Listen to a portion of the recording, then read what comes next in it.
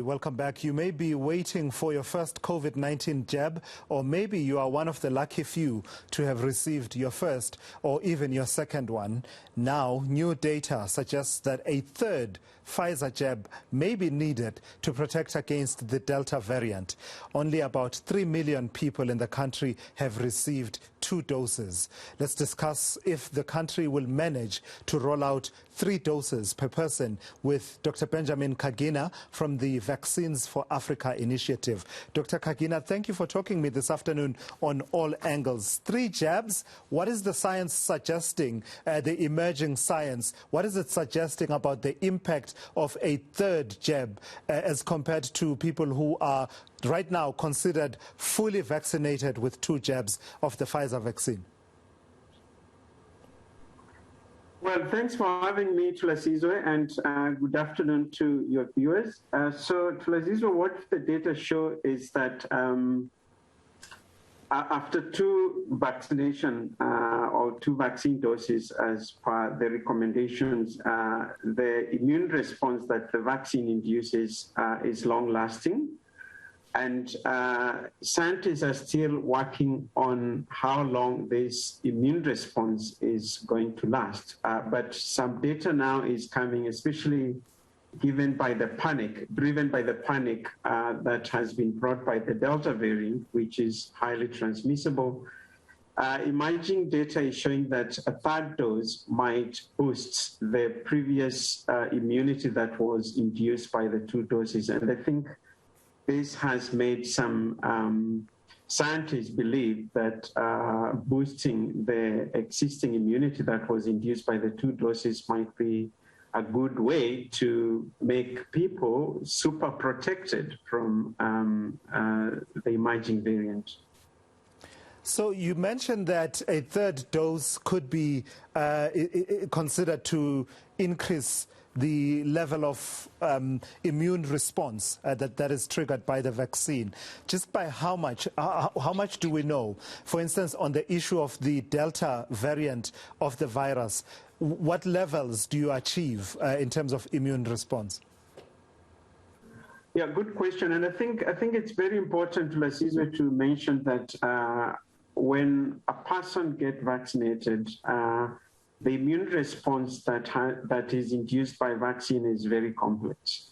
And the current immune response that we're measuring and currently being reported and being the key to show that a third dose does make an improvement is antibody responses.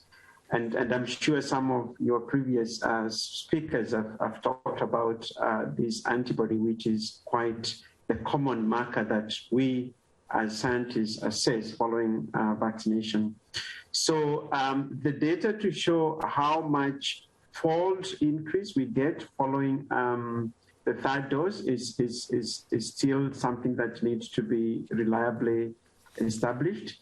But I think what is very important, and I did not answer this in the first question you asked, was,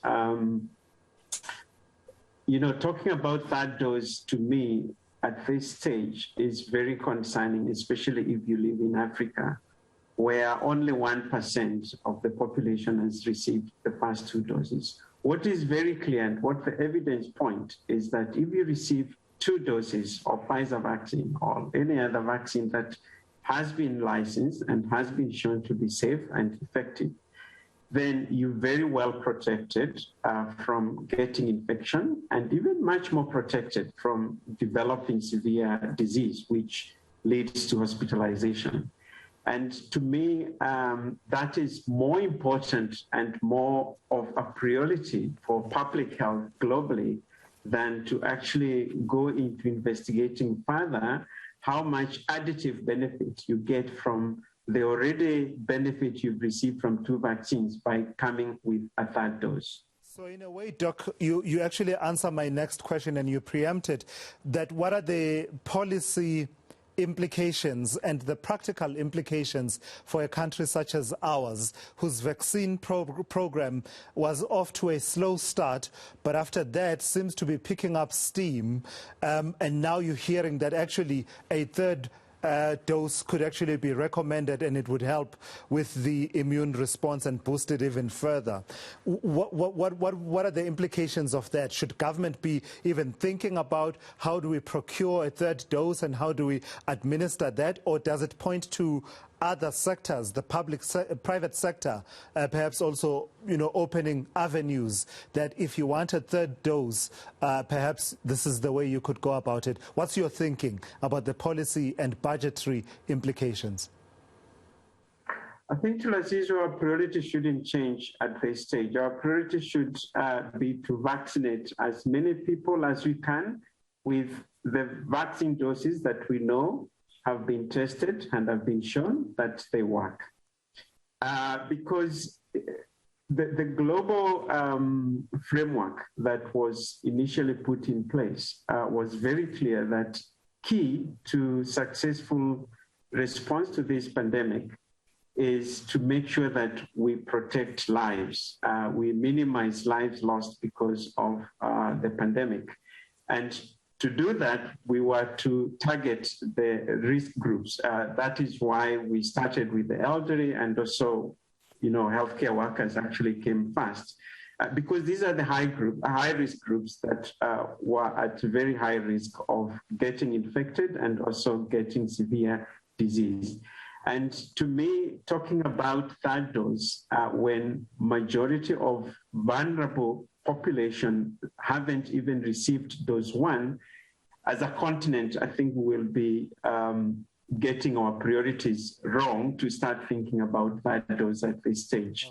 Right. High-income countries have already reached vaccination coverage of 50-60%, whereas in our setting, we're talking about 1-2%.